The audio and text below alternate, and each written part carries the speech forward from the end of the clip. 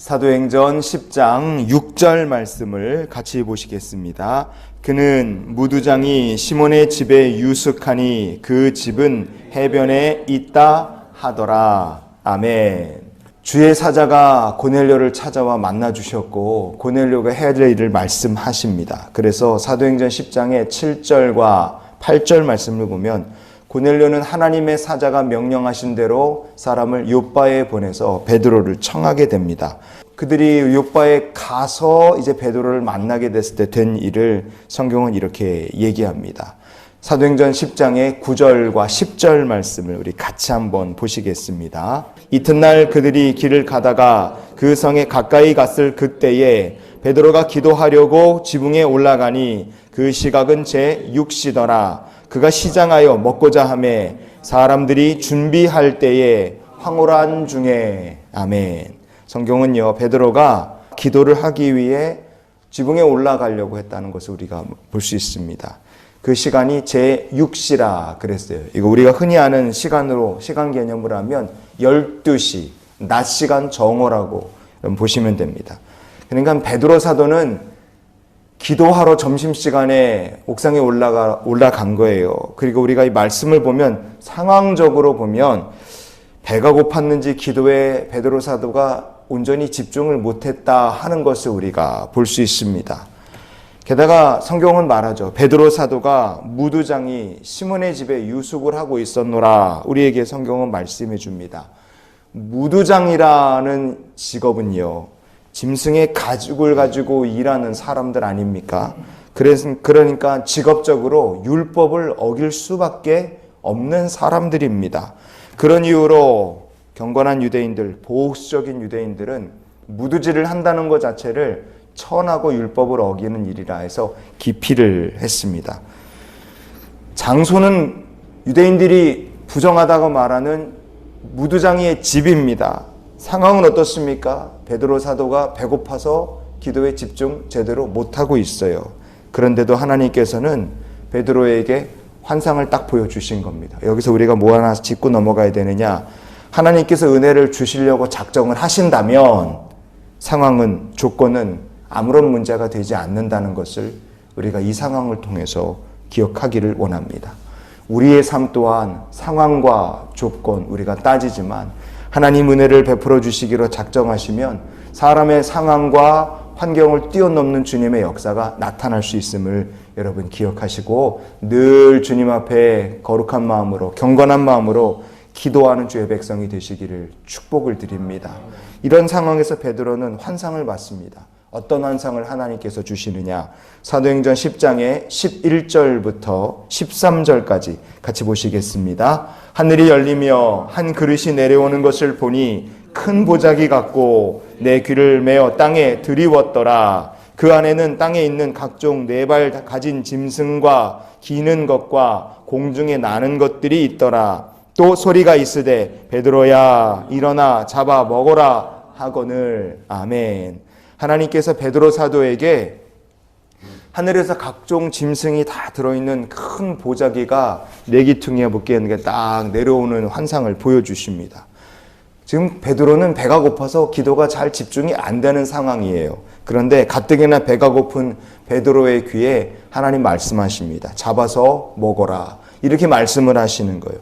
그 말씀에, 이 환상과 그 말씀에 베드로의 반응을 우리가 봐야 됩니다. 사도행전 10장의 14절부터 16절까지 이어서 보시겠습니다. 베드로가 이르되 주여 그럴 수 없나이다. 속되고 깨끗하지 아니한 것을 내가 결코 먹지 아니하였나이다 한데 또 두 번째 소리가 있으되 하나님께서 깨끗하게 하신 것을 내가 속되다 하지 말라 하더라. 이런 일이 3번 있은 후 그 그릇이 곧 하늘로 올려져 가니라. 아멘. 놀랍게도 베드로 사도는요, 그 보자기 안에 있는 짐승들이 부정한 것이기 때문에 나는 먹지 않겠노라. 그는 거부를 합니다. 심지어 하나님께서 말씀하시는 거예요. 하나님께서 깨끗하게 하신 것을 네가 속되다고 하지 말아라. 그렇게 얘기까지 들어도 베드로 사도는 하나님의 주시는 음성을 3번이나 그는 거부를 합니다. 여러분, 바로 이 부분이 우리에게 적용되어야 될 말씀이에요. 베드로 사도 어떻습니까? 이 사람 되게 아이러니하고 모순 있는 삶을 지금 보여주고 있어요. 오늘 읽었던 본문 사도행전 10장 6절은 우리에게 그 중요한 이야기를 하나 단서를 주죠. 그는 무두장이 시몬의 집에 유숙했다. 우리에게 그렇게 말합니다. 베드로는 무두장이 시몬의 집에서 몇 날인지 며칠인지 알 수 없지만 계속해서 먹고 마시며 거기 살고 있어요. 유대인들이 부정하다 여기는 무두장이 집에 얹혀 살면서 거기서 먹고 거기서 마시고 거기서 자고, 배가 고파도 부정한 짐승을 나는 먹을 수 없다 그렇게 3번이나 하나님의 말씀을 거부하는 것을 보면서요, 베드로라는 사람의 모습이 참 모순적이다 하는 것을 우리가 여기서 짚을 수 있습니다. 왜 베드로가 이루고 있냐 이거예요.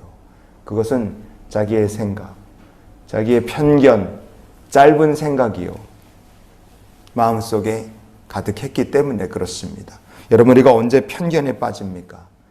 우리가 모순된 삶을 살면서도 그거를 깨닫지 못하는 만큼 생각이 짧을 때, 우리의 믿음이 연약할 때, 그때 우리가 이렇게 베드로처럼 무두장이 집에 얹혀서 먹고 살면서도 부정한 거 못 먹겠다고 말하는 이런 모습을 우리도 하나님 앞에, 성도들 앞에 볼 수밖에 없습니다. 베드로는요, 오순절에 임한 성령 받고 변화된 사람이었어요. 성령을 받은 후 베드로의 모습을 보면 그가 참 많이 변화됐다는 것을 우리가 알 수 있습니다. 사도행전 2장의 17절 말씀 한번 읽어보시겠습니다. 하나님이 말씀하시기를 말세에 내가 내 영을 모든 육체에 부어주리니 너희의 자녀들은 예언할 것이요 너희의 젊은이들은 환상을 보고 너희의 늙은이들은 꿈을 꾸리라. 아멘. 이게 베드로 사도의 오순절 설교입니다. 그렇죠? 요엘서의 말씀을 인용해서 하나님께서 주의 영을, 성령을 모든 육체에 부어주실 것이다. 그는 담대하게 선포를 했어요. 이 말씀처럼 변화된 베드로는 그래서 헬라인들하고 피가 섞인 혼혈이죠. 헬라파 유대인들에게도 복음을 전하고 그들을 돌보며 정말 성령으로 변화된 사람다운 모습을 보여줍니다.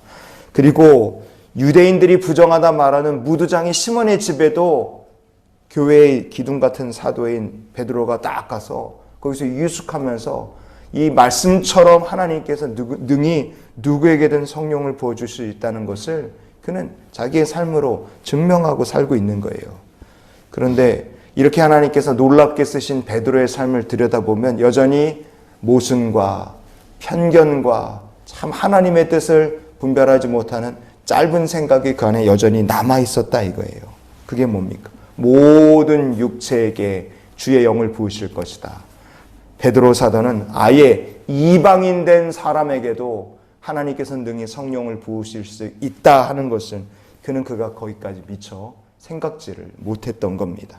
여러분, 무두장이의 집에 유하면서도 부정한 음식은 먹지 않겠다 이렇게 말했던 모순된 베드로의 모습, 그 행동이 베드로에게만 해당되는 얘기가 아니라 오늘을 살아가는 저와 여러분에게도 능히 해당될 수 있음을 기억하는 성도가 되기를 원합니다.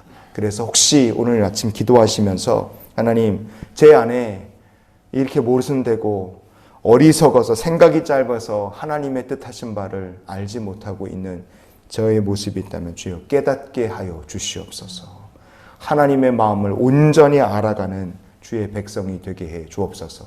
그렇게 주님의 마음을 알고 주님이 쓰시는 복음의 참된 통로로서 쓰임받을 수 있도록 이런 기도로 오늘을 사는 우리 모두가 되기를 원합니다. 하나님, 우리가 변하여 참된 성령의 통로가 되게 하여 주시옵소서.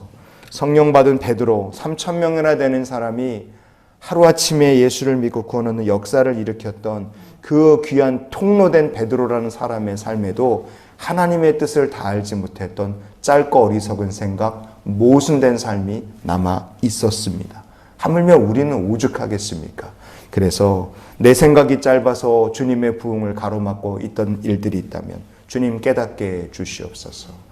모순된 삶을 살아서 하나님의 복음을 가리고 있었던 제 삶이 있다면 주님 그 또한 깨어내게 인도해 주시옵소서.